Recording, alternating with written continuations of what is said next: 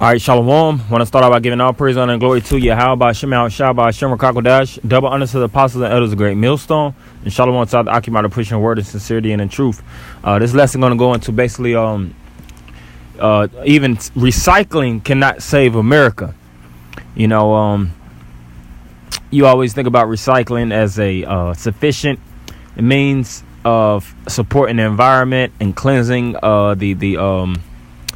the world as you know it, but it tells you even in this article that recycling is poison in poor communities. So, hey, that all links up with biblical prophecy. You know, there's nothing in this world that can actually restore and resurge what's going on in America, because America's already a polluted land. You know, from the whole of New York. You know, which you have the Empire State Building, you have the Capitol. You have San Francisco, which that's a shithole. It's been all kind of documents that speak about how it's basically all kind of dung and feces all throughout the streets.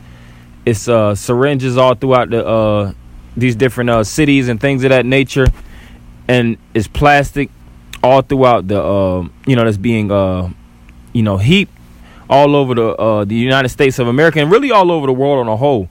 You know, and you have environmentalists, you have individuals that's looking to preserve and conserve.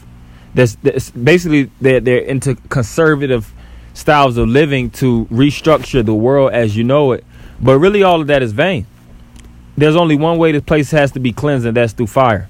All right, the Most High is gonna through the Spirit put the Spirit on these kings of the earth, the kings of the Medes, the kings of Babylon, so on and so forth, these different presidents to go to war. And the end all be all of this war is going to be thermonuclear missiles being shot off on these different countries.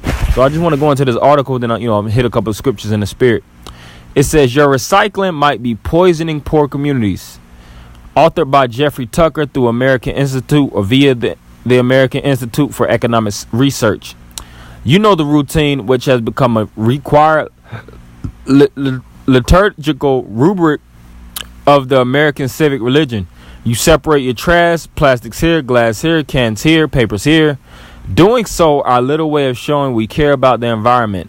Not doing so, let's just say it would be better not to be spotted in non-compliance by anyone with the elevated civic consciousness. What happens to all the recyclable material then? Most people hadn't had a clue. The mostly unknown fact is that it had been mostly sent to China, which has thus far had an insatiable need for cheap raw material for manufactured products to feed its astonishing rise over the last 20 years into the leading industrial power in the world. The system worked beautifully. America's got to feel good about themselves by recycling as much as possible. China obtained the lowest possible price for essential materials. The system worked until suddenly it stopped working. I'm gonna continue on.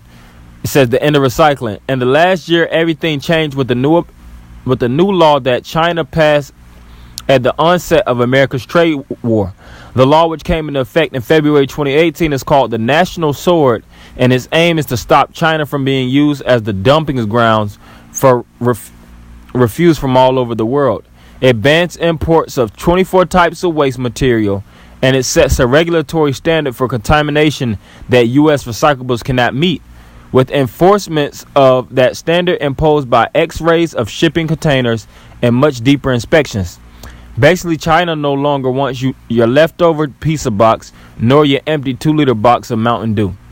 Thanks to shale oil deposits and the ability to extract them cheaply, the cleanest possible plastics, a byproduct of natural gas, are now available at a cheaper price than the dirty plastics produced by recycling.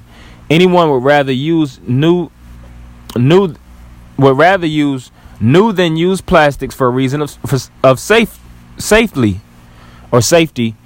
Add the cost to the equation and the choice is obvious. As a result, imports of used plastic to China has collapsed from 3.5 million metric tons in 2017 to just 21,000 metric tons this year thus far.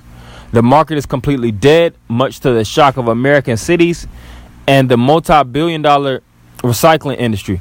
China will no longer be the dumping ground for our politically correct methods of living luxurious consumer lifestyle. Right. So, the article continues on. China's game, the United States lost, and they're basically having a trash epidemic here in the United States of America, where they don't know what to do with all this trash. And that's why a lot of the trash is being thrown in the ocean. You have different countries. You have the different areas where their whole way of actually getting rid of trash is just putting it in areas where trash doesn't even belong. And that's why majority of the ocean itself, I think he said basically 80% of the ocean is polluted. And of course the ocean is humongous. And for majority of the ocean to actually be polluted, the pH being thrown off, that means that it's a lot of tainting within that environment. And a lot of it is from basically plastic. All right, plastic that doesn't deteriorate, because a lot of that plastic is not naturally degradable. It's not biodegradable substance. It's artificial. And when they put it within the earth, it doesn't break down. As well as when they put it throughout the water, or they put it anywhere in the anywhere, it doesn't naturally dispose of itself because it's artificial.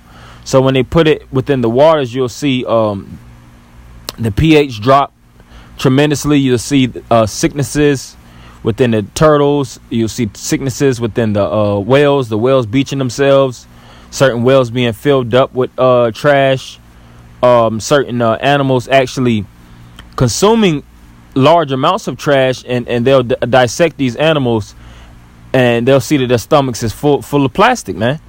And these, like I said, these environmentalists, these individuals, their specific government office is to recycle and to figure out alternatives, wise alternatives to basically keep the trash the